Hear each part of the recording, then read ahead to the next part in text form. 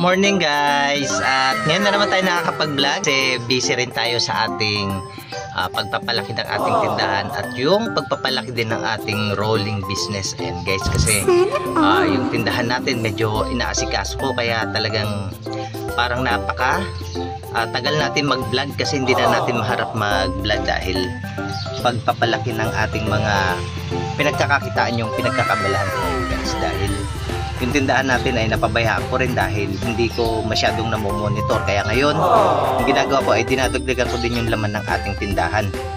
At sa ating rolling business naman guys, ito halos medyo marami-rami na rin yung laman ng ating rolling. At halos umabot na rin tayo ng 34,000 yung ating naging puhunan. Yung karga ng ating sasakyan ngayon nasa 34,000 lahat at nasa 34,994 ang pinaka total. Ito guys, kabibilang lang natin kasi kailangan natin talagang i-monitor lahat para masasabi nating napapalaki din natin yung ating mga laman ng ating rolling, kasi halos hindi ko rin masyadong nababantayan yung rolling ko ngayon dahil busy tayo sa tindahan. Ayan, nagpo-focus tayo sa tindahan kasi yung tindahan ko halos umuunti yung laman. Dati noon halos aabot siya ng 100,000 yung laman ng tindahan, pero ngayon guys ay halos lumiit. Pero kinukunti-kunti ko na guys at marami na ring laman kahit papano. Ayan, at i-share ko muna sa inyo din yung laman ng ating rolling store guys. Ayan, papakita ko yung ating mga presyuhan ngayon kasi ang itlog ay shortage na naman kaya sobrang mahal yung puhunan natin. Ayan guys, at ito nga guys yung update sa ating panindang itlog. Halos yung ating large size guys ay meron tayong 25 tray at ang bentahan nga pala natin dito ay 250 pesos na. Ayan, medyo good size naman yung ating panindang itlog ngayon. Ayan, dahil sa mahal ng presyuhan sa ating panindang itlog guys, kasi mahirap maghanap ngayon ng mga itlog dahil nagkakaubusan na naman dahil sa sobrang init. Kaya unti lang yung ating supply at meron tayong 16 tray sa ating medium size. And guys, pero mas marami tayong mga mantika ngayon, halos nasa 191 pieces yung ating mga bote. Ayan. At sa coconut naman guys, ayan, sobrang taas na rin ng coconut. Ang kuha natin dyan ngayon ay 2,200 kada container. Kaya ang bentahan natin dito ngayon ay 45 pesos sa ating coconut. Ayan, at sa ating 1.5 naman guys ay 195 pesos. Yan yung coconut na sobrang mahal ngayon. Halos doble na yung presyo niya. Ayan, nasa 2.2 ang per container natin. Ayan guys, ito yung nirepack natin mga paminta. Halos kunting-kunti na lang din yung ating nirepack. At ito guys,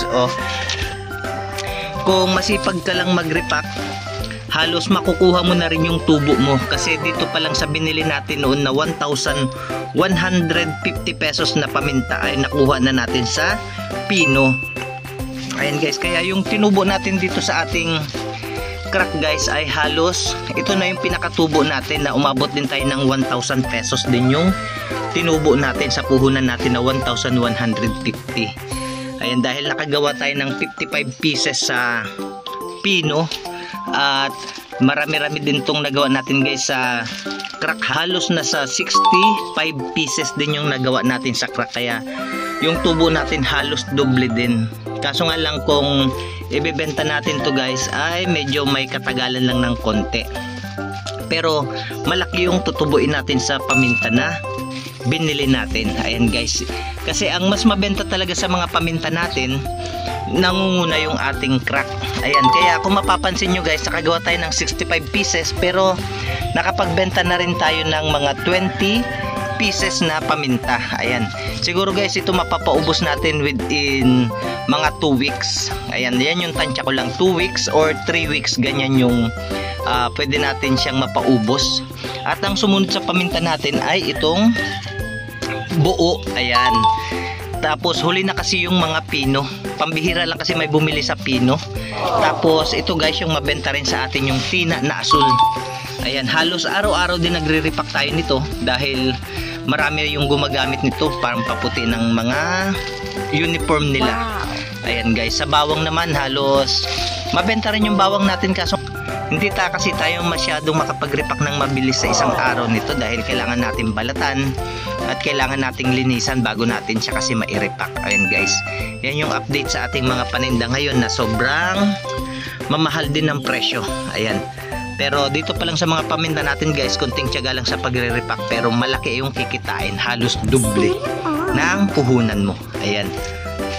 Kung magkano ang pinuhunan mo, yun din yung tutubuin mo sa paminta. Kailangan mo lang din talagang tiyaga na pagre-repack. Ayan, lalong-lalo na itong mga paminta natin kasi original. Talagang kapag nagre-repack ako nito ay parang umiinit yung aking mga labi dito dahil nakakuan ng mga paminta. Ayan guys. At ito naman guys yung asukal natin. Marami tayong puti ngayon kaysa sa wash kasi hindi tayo nakapag-repack ng wash. Ito lang yung natira dati sa atin. Ayan, halos ang wash natin ay nasa 158 pieces at yung ating white naman ay 174 guys. Ayan.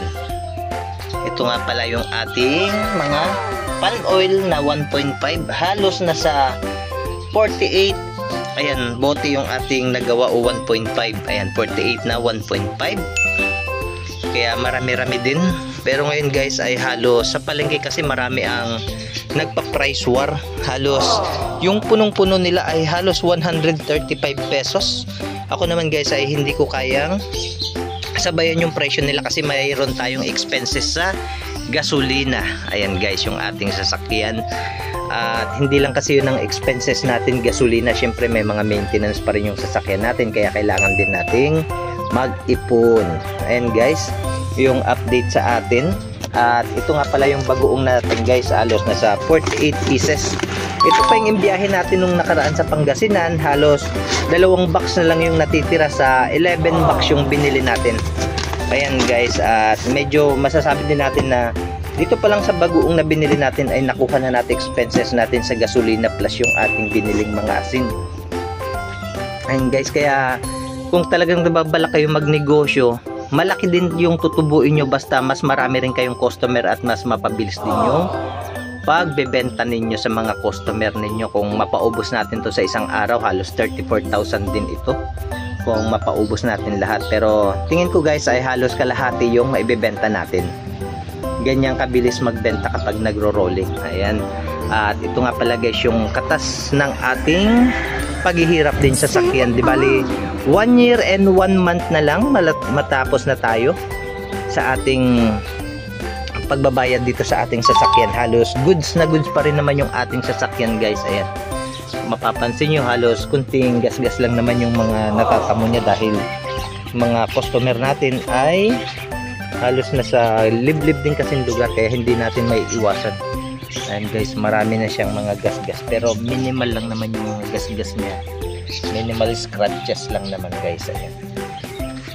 At normal din naman siguro sa sasakyan na magasgasan dahil sa ginagamit natin. At ayan nga guys, konting tiyaga lang at malapit na natin matapos yung ating pinaghihirapang bayaran. Ayan guys, at sa susunod siguro may biyahin na natin to. Puhunan na lang ang kailangan natin para makabili rin tayo ng paninda nating itlog guys. Ayan, maraming salamat sa pagsama na naman sa akin at sa mga viewers ko na solid na nanonood, lalong-lalo na sa mga OFW na katulad ko dati. Ayan, na gustong magsimula ng pagnenegosyo. Ayan. So guys, abangan nyo na naman yung ating mga ilalabas na video guys. Ayan, maraming salamat!